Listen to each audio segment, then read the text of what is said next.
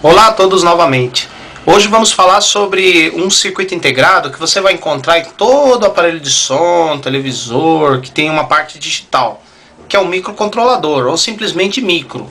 O micro OCI fica no painel do aparelho, vai ligado no teclado e no display, no mostrador. A função desse CI é controlar o funcionamento do aparelho, ou algumas etapas dele, dependendo do tipo de micro. Então, antes de eu explicar para vocês para que serve os pinos principais dele, tem uma observação importante. Dentro desse CI, existe um tipo de transistor chamado MOSFET, que é um transistor extremamente sensível à eletricidade estática, né? Então, você deve evitar de colocar a mão nos terminais desse CI quando estiver fazendo a manutenção desses rádios, porque a simples eletricidade estática do seu corpo pode ser suficiente para queimar esse CI. Feita essa observação, vamos ver a função dos pinos. Esse pino 24 dele, que tem essa linha mais grossa, é o pino de mais B. Esse CI recebe 5 volts lá na fonte, na placa principal, para poder funcionar.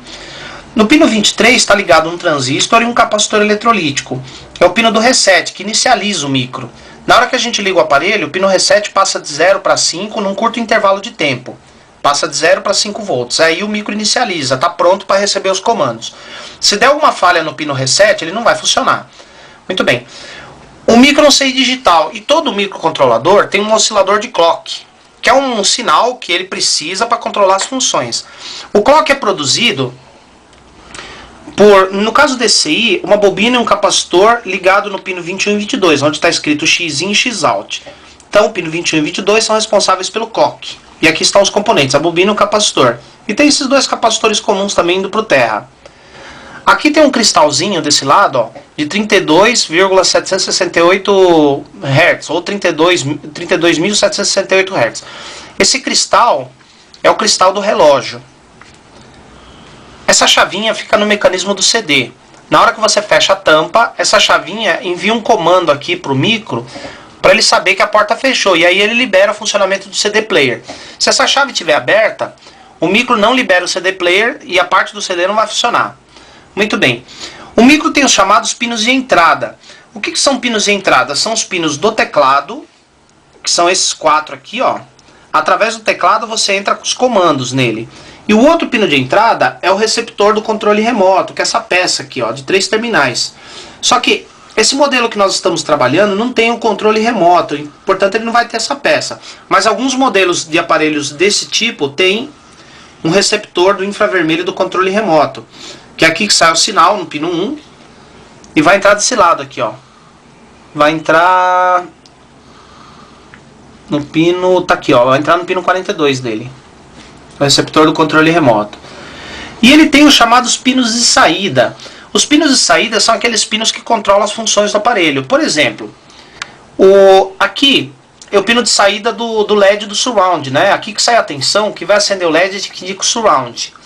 No pino 12 sai o comando que vai ligar o CI responsável pela função surround. Aqui, ó.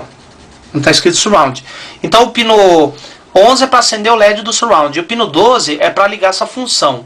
O pino 13 chama-se O-Bus, que serve para ligar o grave, ligar ou desligar a função grave. O pino 14 é O-Mute, que serve para ligar o mute. Então percebam que todo pino que tem marcado a letra O é saída para algum comando. Então o 12 é saída do surround, o 13 é saída do bus, do grave, o 14 é o mute, o 17 é o LED do grave, que indica o grave. E esses pinos aqui de cima são as saídas que vão acender que vão fazer a indicação no display. Se bem que o display desse aparelho é de cristal líquido, e o display de cristal líquido não acende, ele apenas reflete ou não a luz que incide nele. Mas de qualquer forma, esses pinos aqui são aqueles que vão controlar o display, que vai mostrar para você as funções. Então, o micro desse aparelho serve para controlar apenas algumas funções, como por exemplo, o funcionamento do CD player, o grave, surround. O equalizador também, ele tem essa função. Agora, tem alguns equipamentos, tem alguns aparelhos de som digitais que esse CI controla tudo, controla todo o aparelho. Esse CI aqui, no caso desse aparelho, só controla algumas funções. Essa placa aqui fica no painel, é onde está o micro, tá vendo aqui, ó? O micro sempre fica na placa do painel. Aqui do lado tem um outro CI menorzinho, que é o CI responsável pelo surround. pela distribuição de som pelo ambiente, já que esse rádio tem 4 alto-falantes para isso.